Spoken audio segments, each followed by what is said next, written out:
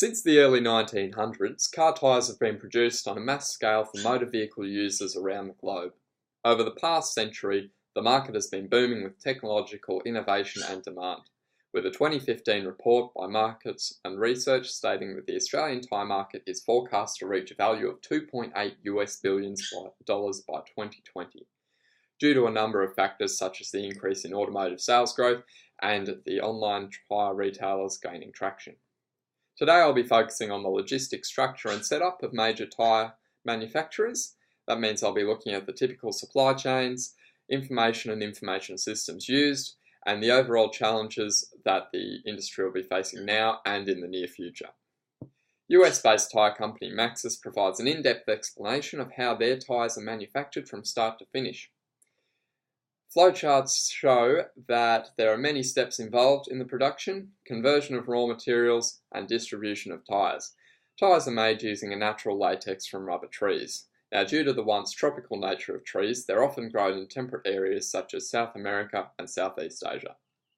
To maintain quality and control over the product supply chain, tyre companies often own their own rubber plantations, and a great example of this is Michelin.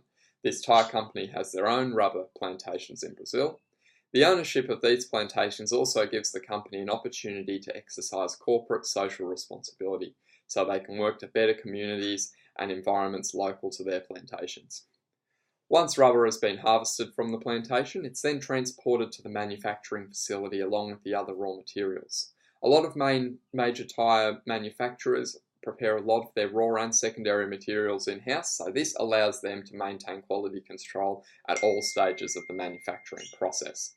Therefore, during the manufacturing process, it is unlikely that logistics is going to be a major factor from an external standpoint, unless manufacturing plants are of course located in separate regions.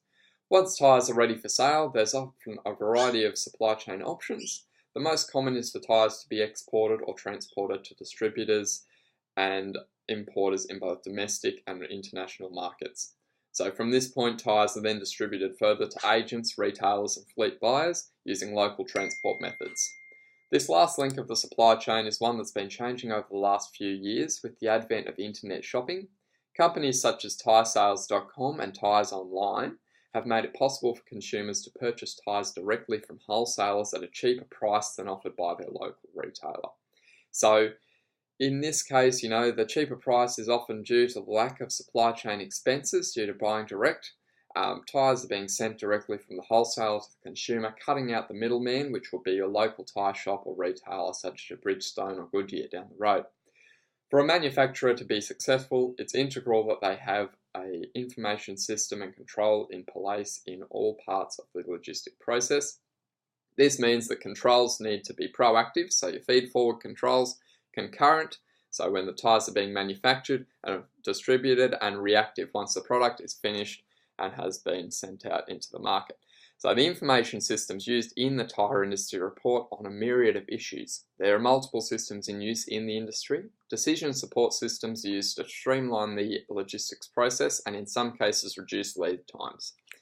DCS can be systems such as weather forecasting to predict the yield of raw materials, data mining to assess the demand for tyres in certain markets, and simulation or research and development, which is an integral part of the tyre industry as a whole. Transaction processing systems are also used in the tyre industry. Due to tyres being distributed and often sold as an individual item, TPS such as barcodes and automatic identification technology is integral to streamlining the logistics process, saving both time and resources. Enterprise resource planning is used in the tyre industry to aid in reporting and monitoring the performance of the organisation as a cohesive unit. ERP IT software providers such as German-based SAP or Oracle allow logistics staff to analyse the performance of the business from a variety of angles based on the production, sales, geographical areas and many more. This allows teams to forecast for future logistics events and dissect previous events to improve processes. ERP systems also give business development staff the opportunity to prospect for potential improvements and expansion opportunities. Both now and in the coming decade, the international tyre industry is faced with a myriad of challenges, From a production standpoint, a 2015 report released by Auto Components India indicates that tyre companies were challenged by the lack of raw rubber supply. Main reason for this was the falling rubber prices forced farmers to stop harvesting their rubber. Another major challenge faced by tyre manufacturers in recent years is the increasing access and rapid expansion of Chinese manufacturing firms. Chinese companies have increasing access to production equipment, allowing them to produce a cheaper product on a larger scale, therefore undercutting established brands. The steady incline of car sales over the past decade also means that manufacturers have to boost their productivity and supplies to remain competitive in this booming market and land contract. So as more and more cars are produced, contracts to supply OEM tyres are becoming more lucrative.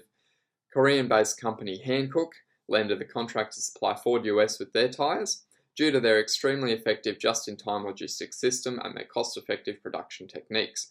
To meet Ford's demands, Hankook developed an independent logistics system, eliminating the need for third-party logistics and maintaining full control of their own supply chain. This has transformed them from a humble manufacturing company to one of the largest importers in the US in a matter of months. This adaptation is a great example of how logistics can aid a business to grow and succeed in so many ways. The tyre industry is one that will remain relevant in any capacity for the foreseeable future. To maintain relevance in this ever-changing world, tyre companies must remain adaptable, forward-thinking and tenacious in order to maintain their industry.